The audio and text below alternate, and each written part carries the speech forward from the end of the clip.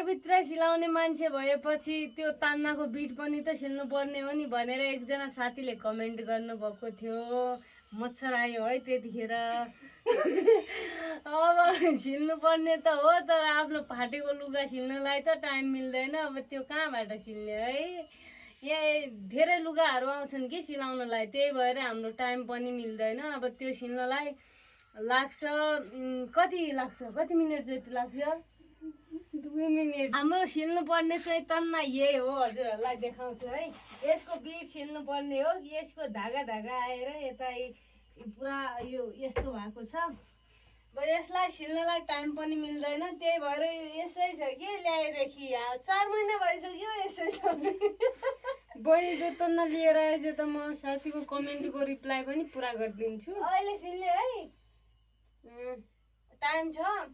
अब तेरो लुगाहरू धेरै सिल्न बाँकी नै छ। अब कसरी सिल्छस्? अब साथीले भन्नुभयो अब पुरा त गर्नु पर्यो नि। होइन अहिले होइन, अब पछि सिल्छु।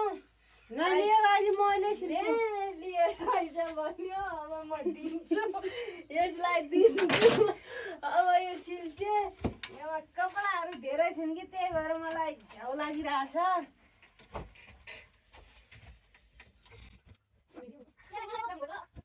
चाहिँ साथीको कमेन्टको रिप्लाई पुरा गर्नै पर्यो होइन।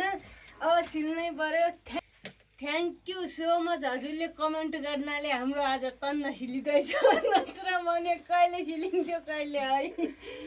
ल यो सिल दोस्रो पनि छ। अनि म त्यो अब ल्याउँ, अहिले ल्याउँ? नै अहिले त यो मात्र सिल्ने हो, देखिएको यो मात्र छ।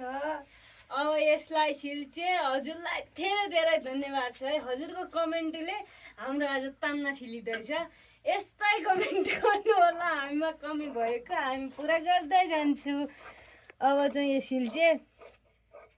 ए छिटो गर, रुक्न। पलाजु सिल्दै थिएँ, यता पलाजु सिल्दै ठ्याक्कै याद आयो कि हाम्रो साथीको कमेन्टको के, त्यही भएर हामी रिप्लाई दिनको लागि भए पनि यता आधा सिलेको छ। यसलाई पुरा गर्नै बाँकी नै छ। यसमा गोजी हालेको छ। म चाहिँ सिल्न लागि है तन्नाको बिट।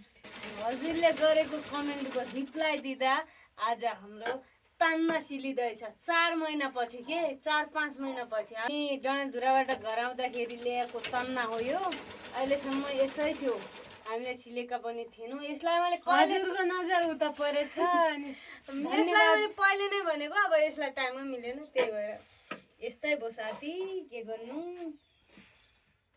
लुगाहरू आउँछन् त्यही भएर टाइम मिल्दैन। मेरो फाटेको सुरुवाल पनि छ, ल्याइदिउँ? नै अहिले कहाँ ल्याइदिउँ।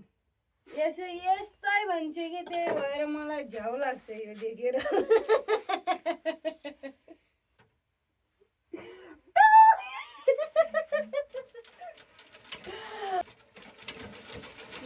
अब सिल्दा अलि मस्ती पनि गर्नु पर्यो होइन।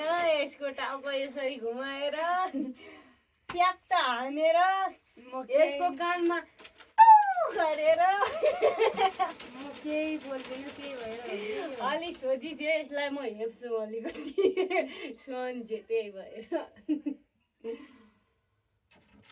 छिटो गर्न। सिलिँदैछ है। फाइनली तन्नाको बिट सिलियो। हजुरको पनि चित्त बुझ्यो होला, हाम्रो पनि बुझ्यो होइन। धेरै दिनपछि आज सिलिदिएकी छ यसले। फेरि पनि तपाईँलाई धेरै धन्यवाद छ हजुरको कमेन्टले गर्दा आज यो तन्ना सिलियो, नत्र आज सिलिने थिएन है। Thank you so much. यसरी नै लाइक कमेन्ट गर्दै गर्नु होला। By by.